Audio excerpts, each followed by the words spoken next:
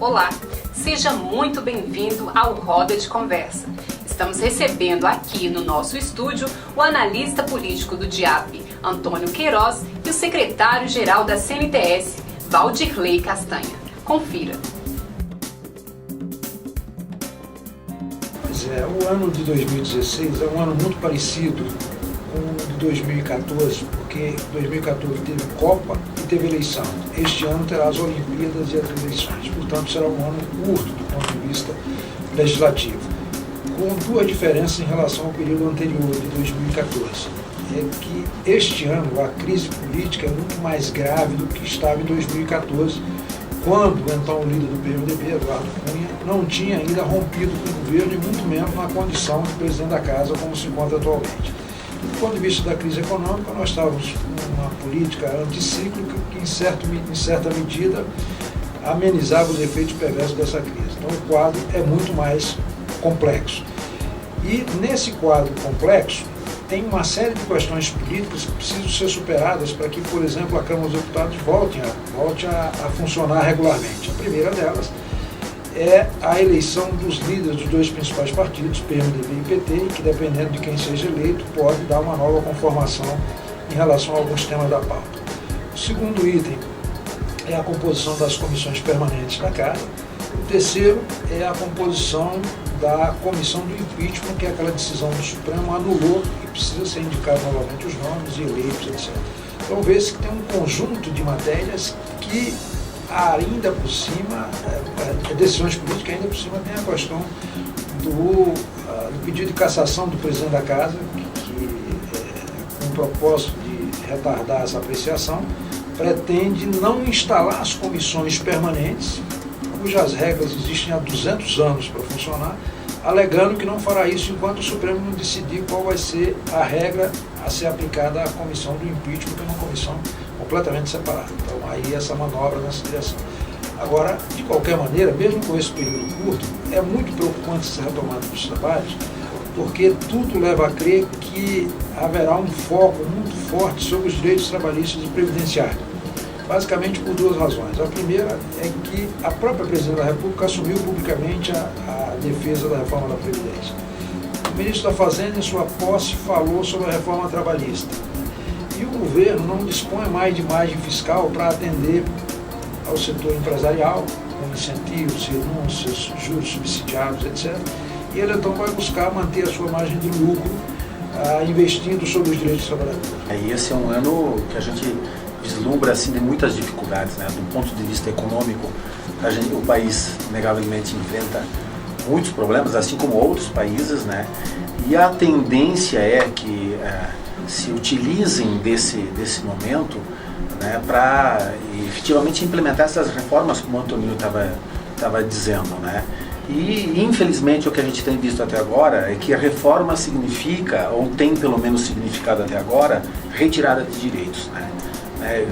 Eu não lembro, né, na história assim de dizer vamos fazer uma reforma e que a reforma tenha o cunho ou tenha o interesse de buscar o avanço nos direitos, a melhoria das conquistas, né, tão sonhadas assim pela classe trabalhadora. Então vai ser um ano de muitas dificuldades e que acho que as centrais sindicais, os sindicatos, enfim, todas as entidades representativas dos trabalhadores, né, vão ter que ir para a rua. Não vai ter outra solução de enfrentar aquilo que vai ser proposto. A reforma trabalhista, tá, muito preconizada aí, durante muito tempo já, tem esse objetivo. Ela, ao invés, a gente estranha assim, não ter movimento, por exemplo, do parte do governo, de uma taxação das grandes fortunas nesse país, né, que poderia, por aí, resolver muita questão, muitas coisas na arrecadação do governo, que é dito que há déficit em vários setores. Então eu concordo, acho que nós precisamos efetivamente nos organizar, centrais sindicais têm que puxar junto com os sindicatos, né, uma luta para enfrentar tudo aquilo que certamente nós vamos enfrentar agora no ano de 2016.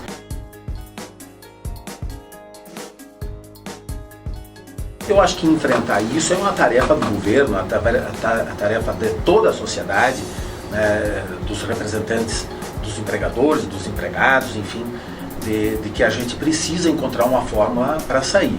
É preciso que as mudanças que venham não recaiam somente sobre a classe trabalhadora, porque se você parar de injetar recursos, você parar com a máquina. Uma coisa é lógica, menos salário significa menos compra significa menos comércio, significa menos produção. Então eu acho que enfrentar essa crise, nós temos que, acho que todos os partidos, né, que estiverem interessados de fato em ver essa fase superada, né, encontrar juntamente com o governo medidas que a gente venha amenizar.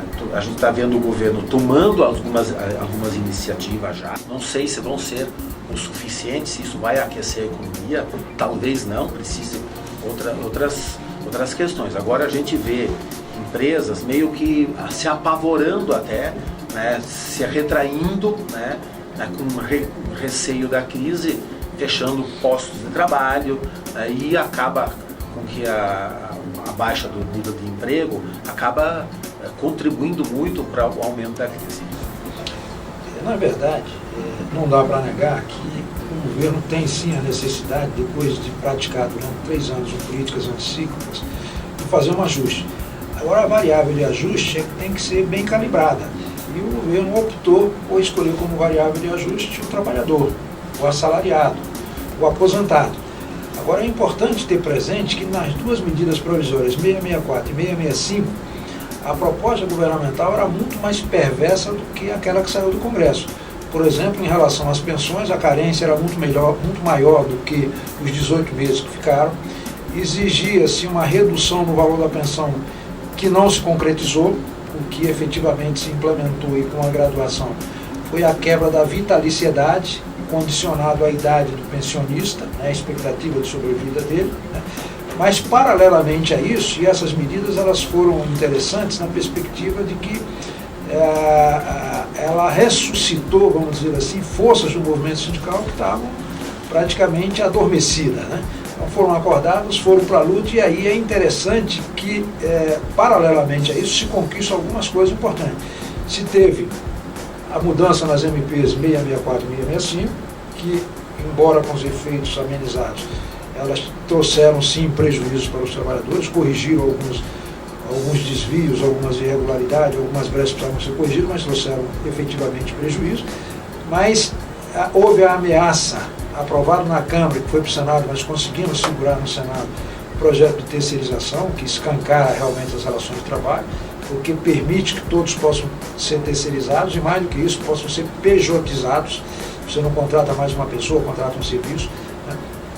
Mas o movimento sindical acordou, foi para a luta e conseguiu reduzir os efeitos perversos das MPs, segurar a terceirização no Senado e avançou, objetivamente avançou, numa política de recuperação do salário mínimo, que foi renovada, na flexibilização do fator previdenciário, que permitiu que trabalhadores que começaram a trabalhar mais cedo pudessem se aposentar recebendo o seu benefício sem redutor, desde que preenchesse a fórmula 85-95.